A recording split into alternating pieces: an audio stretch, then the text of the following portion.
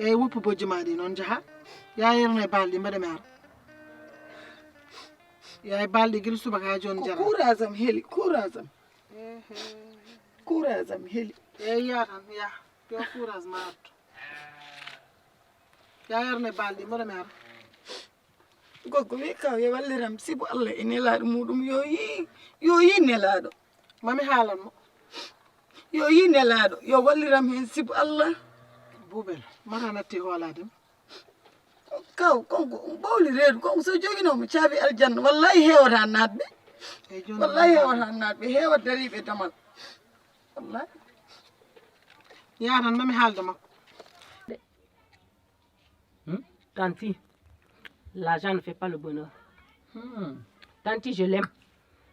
On s'aime. Je sais que lui aussi, il m'aime. Moi, j'ai quitté. C'est pas pour rien que j'ai quitté en Côte d'Ivoire. Si c'était de l'argent, j'allais même pas bouger de là-bas. Je suis venue ici. Je suis mon amour. C'est lui mon amour. C'est lui mon bonheur. C'est lui ma vie. Oui, c'est lui tout ce que j'ai dans le monde. Mime, toi, si je comprends bien, tu es prête pour aller vivre avec elle. Tu es prête pour souffrir. Aller mourir. Mourir avec lui-même. Eh, d'accord. Noyé dans son amour. Noyé avec lui partout là où il veut. Sans l'argent même, je peux vivre avec lui. Je te dis, sans l'argent. Eh, d'accord, je comprends. De toute façon, j'en avais parlé avec Yassine, mais je vais en reparler avec lui aussi, avec Yassine aussi, pour voir comment gérer la situation. La situation est très simple. S'il n'a pas d'argent, moi j'ai mon argent. Moi je suis prête à tout pour lui. C'est l'homme qui entretient la femme. C'est pas la femme qui entretient l'homme. Maintenant le monde est à l'envers. C'est la femme qui l'entretient. Le monde de Côte d'Ivoire. Monde de l'amour là, c'est comme ça. Avant, c'était pas monde de l'amour, c'était monde d'arrangement. Maintenant, c'est monde de l'amour. C'est lui mon amour, donc c'est moi qui va prendre soin de lui. C'est moi qui a de l'argent, c'est moi qui va s'occuper de lui. Voilà, c'est comme ça. Parce que je l'aime. Tanti, aujourd'hui, on a bien causé, parce que ta causerie là, j'aime ça. Si tous les jours, tu causais comme ça là. Hey. D'accord. Il n'y a pas de souci. Je vais en reparler avec Yassine. Tu vas reparler avec elle. Ah, vu que c'est ton choix, c'est ce que tu veux. Il faut la faire comprendre, c'est pas l'argent qui m'a fait venir ici, c'est mon amour. Je l'aime au fond de mon cœur là. Toi, si je comprends bien, tu es prêt pour donner ton argent ailleurs. Donner toute ma vie pour lui. Tanti, attends, je vais terminer mes arachides là. Causerie là, si tu retournes là-bas, tu me dis encore. Parce que j'ai un cadeau pour toi. Parce qu'aujourd'hui, tu as parlé mon amour. Fais-moi dire. D'accord. Maman est de ronde, je suis prêt pour donner mon argent. Moi,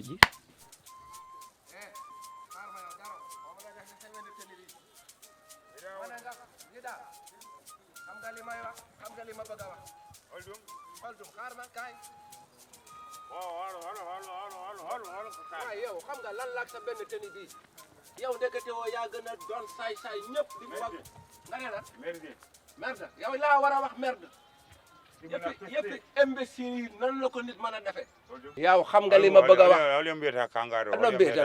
no mbita ak sa benn teni bi mel ni médecin nii su mu jël sa lii pour faj malade la ko musma ma ne la en cas kangado en cas bocondo en cas bocondo en cas kangado ka mawdo huywere an ay baba yow léegi ndekete woo li ngay wax xam nga lan la xam merde yow yaa war a wax merde yow ndeke li nga topp ci xale bi naan bëgguma ko ndekete woo yaay ki ko bëgg ndekete woo fii nga mujj yaa bon min tey da ngaa ñàkk jom min tey da ngaa ñàkk jom waaw yow la prochaine fois mi yi wala ada falaw may laawol ngol mami kaas gel ma waxuloo dëgg fessé wala ma kaas gel la yow yow ndeke li nga topp ci xale bi yaa ma ko gën a bëgg di duula kon looy fen ko debam ti ma le toi ay fop ngor wuro ngo fop man yàlla pulaar yi ñenn ñi ma ko sañoo def ñenn ñi ay defe yaa ngeen yéen an buri wate ay defe yaa ngeen fa lakaran imbécile que ya mayan ndekete wo muy las-lasi heki nda ndekete doo dara ko debam yow da ngay duul wana deb ko feni duulan duma samaram de sa ya fi ñàkk dama lay duul da ngay buub yo bon da ngay kii tama ko yo bon bi ay waay wuro ngoo ngere wuro ngere yo bon mooy kangado bi ma la yo bon boccoon na nga kangado nga amudo nan yow mbeewa nga anka mbeewa an ka rawandu ka rawandu bo mo waxate rawandu man ka rawandu ka domburu ngata wus fa to an babirade sago yow nga bandi an buri wande yéen ñëpp fa to dëkk bi sax yéen laay Merde. eh merde mbi boo ma waxatee merde ma dëkk tey la ci gàmbug lem a Paris xaw ma Paris xaw ma Paraani boo ma waxatee loolu ma duur la ci gàmbug lem merci kat yow maa ngi saral mu naan day jéem a tàngal waaye yow yaa réew waay yow wuro nga faf tout ay bu ma nee xam ne ay imbécile ngeen maa ko wax waaye yow kii bu ma taxawee sax daf may yab dara topp kaay dara la topp ma dara mbi laal ma boo ma laalee yaa ma da ngay duur ta tapet yaa ma gën a tape witam noon witam ko mbiɗa kan ko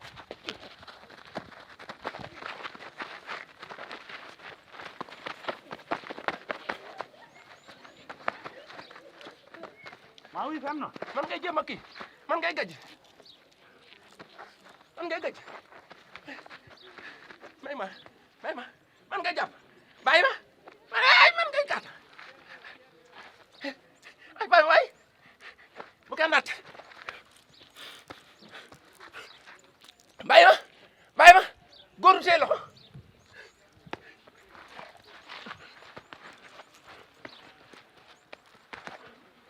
ɗo nannganmami hay hiira ɗo nannganmami hay hiira accu accu a jogori mayde ɗo mbi accu accu maana la imbécile nga maana nga boyu nga allah seeri ma accu waay yow waay bàyyi ma waay yow bàyyi ma waay waay yow sa moromu bàyyi nga koy def li ban sens la ban seet ko sa morom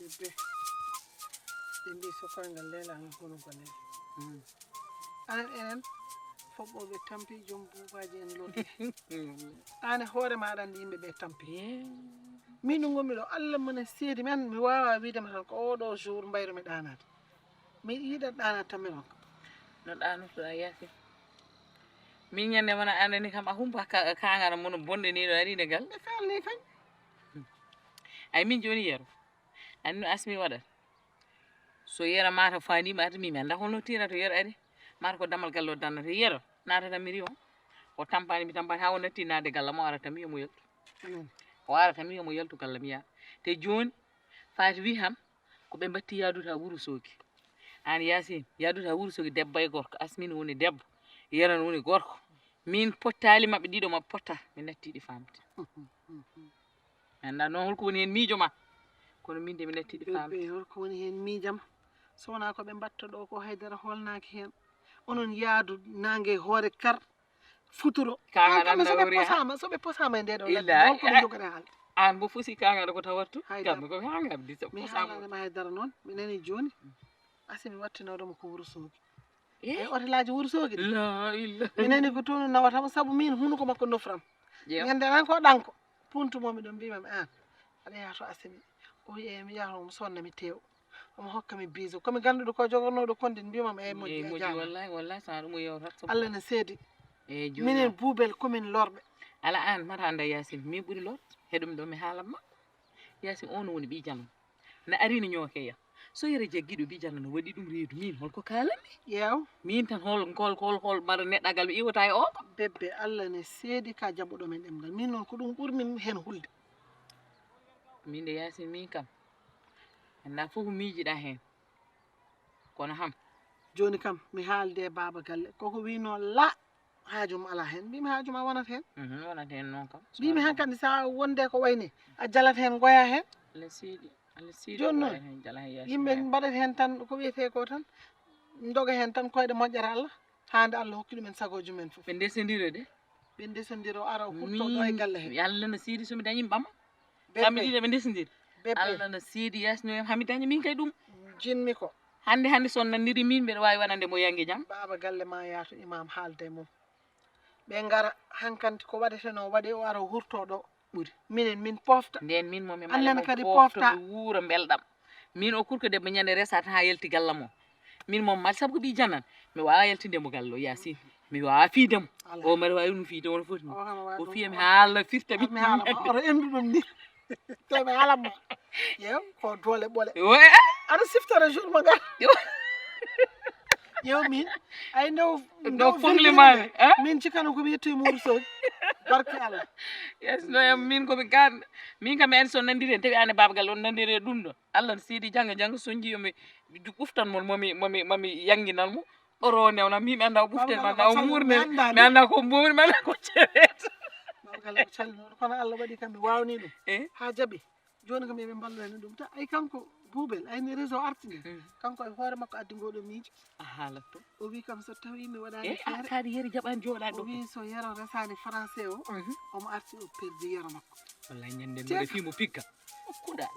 Allah kirtuma. Mi yasine ngoro ma bi ko yasine ko. Mi wori dal kono murtiri bube.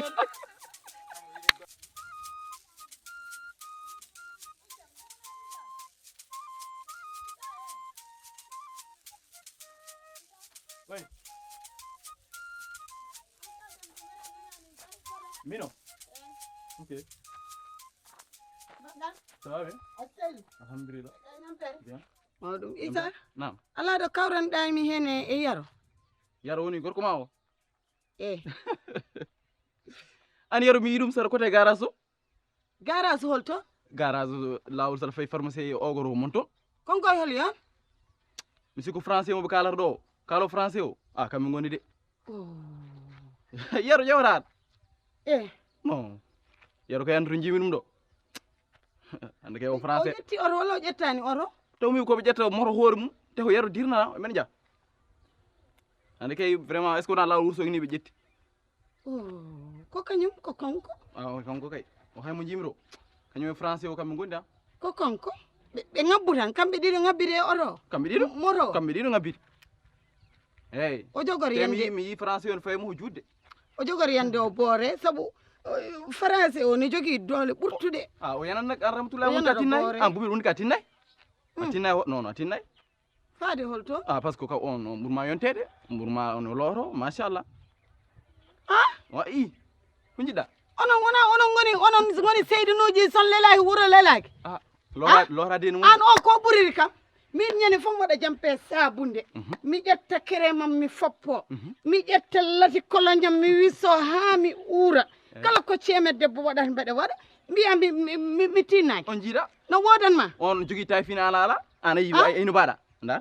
honno mbami Ndar. ay an noon yeware ma e yamde ɗum koko ɓooyi aɗa sinde e yam tan Ala ala ko- fokka kono wiyata yaro o yaro hollam mo bonnedake O yaro mo jimi. O yaro hande. yufma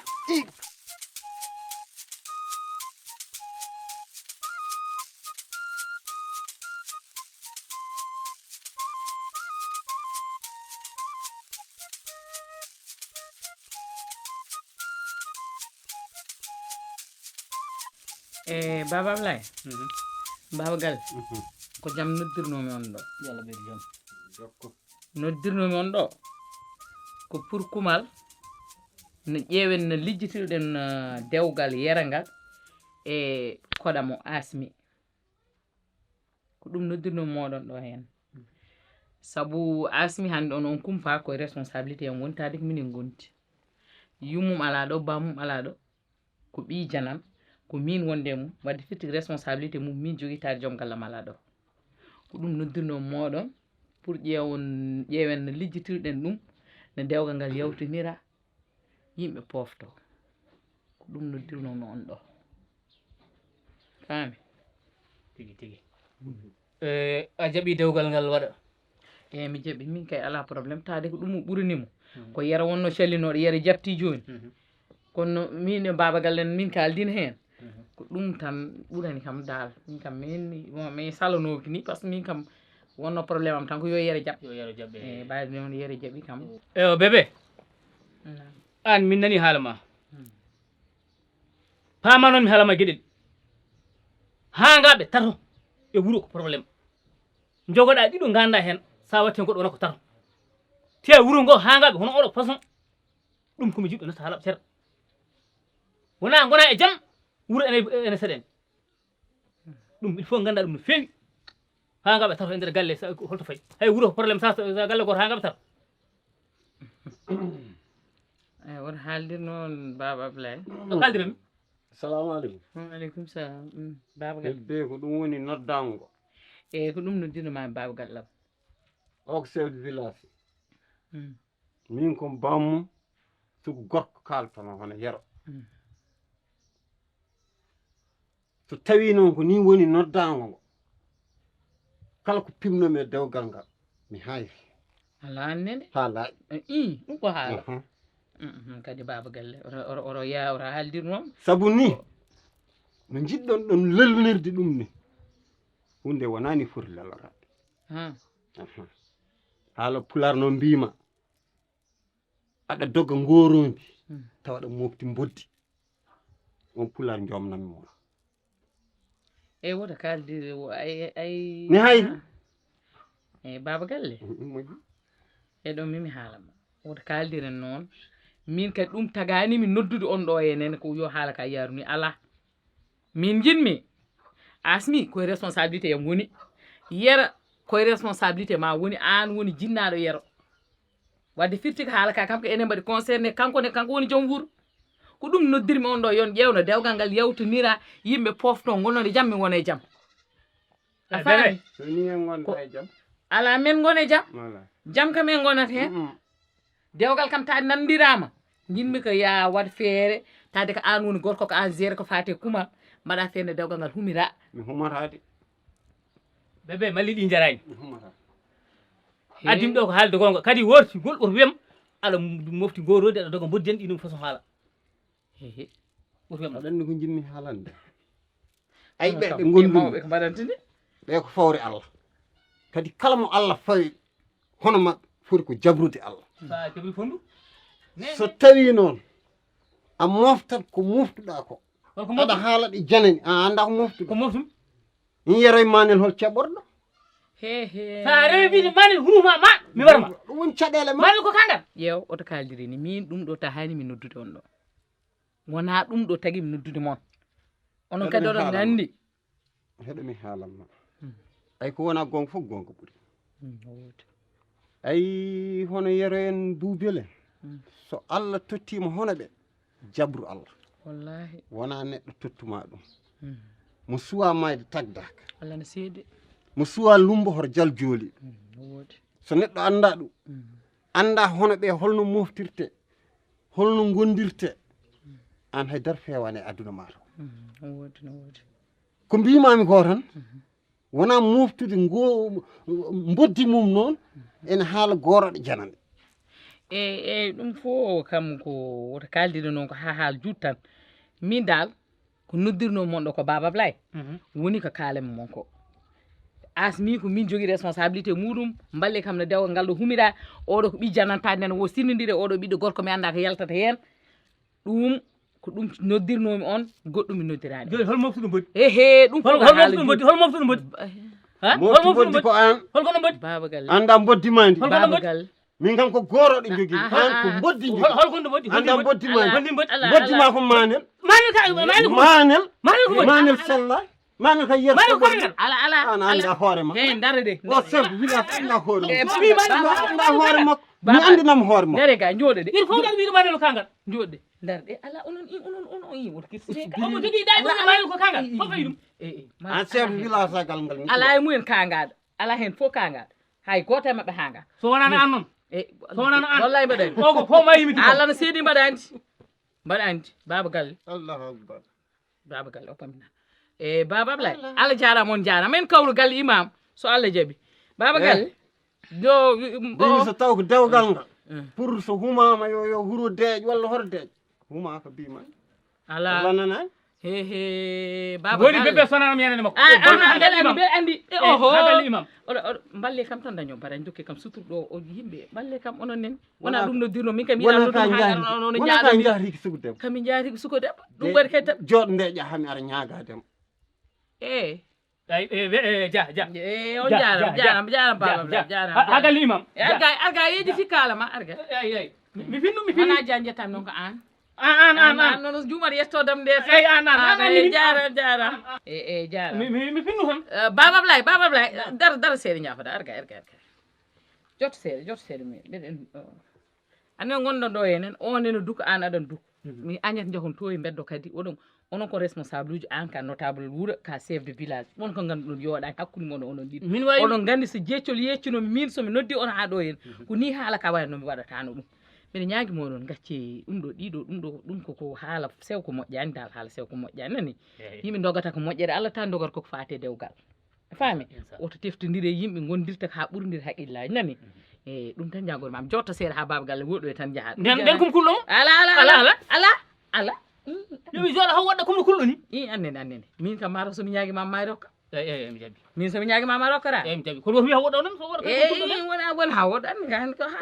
ɗum ɗo tan anni kadi ɗo aɗa wawi ni jooɗa kiisten waɗa ma atay ay ammir ammirde yo a jogui nana ɓe jogui nana kadi ɗum kay wona probléme jooɗo mi ar jooɗo min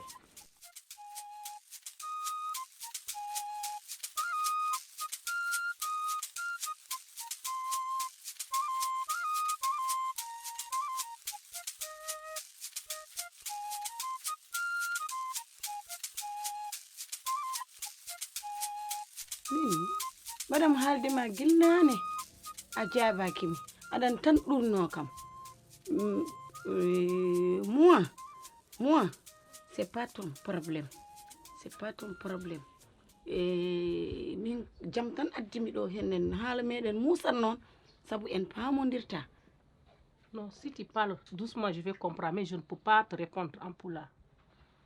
Min comprendre pas addanimi ɗo hande bone addanimi ɗo mi yarani comprendre pas min jarumi hande ko yen jewten pamodiren gonen neɗɗo goto eyyi yaro mi yewtide makko mi yewtide goggam nan yewtide kawam pour dokkeɗa yaro e moi je te accepte woppinma yaro laba woppinma yaro sabu min 5 ans mariage e yaro yeppade coppi bébé ngenge mi ala yaro seram yaro ɓerdam yaro je t'aime comme poisson kidnappé dans la l'eau yaro je t'aime comme café au lait ɗon kam wona aɗa faami ɗum kono min hankanti mi jabri Allah laisse yaro là-bas entre toi ni Mariage. hume eyyi an e yaro ɗon kam aɗa faami ɗum. Si je me fais comprendre, tu as accepté. Eh, waɗi accepté. Tu as accepté notre mariage. Remariage même. D'accord. Ça c'est bien. D'accord. C'est bien. D'accord. ɗo kay ko mbiɗa fof d'accord. Ah, ok. mi dañi konngol parce que moi no mbirami ɗum kadi dans la yaro zeta fawde yitere. Tu le vois pas. Si le voit moi si le voit yaro eyyi yaro demain si le il mange pas. eyyi y a pas mas dans la bangam eyyi yaro natti leldade yam dans la ni il dort pas. dorani sah yetto e paa o wallahi Allah guiɗo yituma o dorani sah o yetto e paa o yaro min e makko min joddo ni tan ni ɓandu e ɓandu yeppa bien. Ah, il t'approche plus.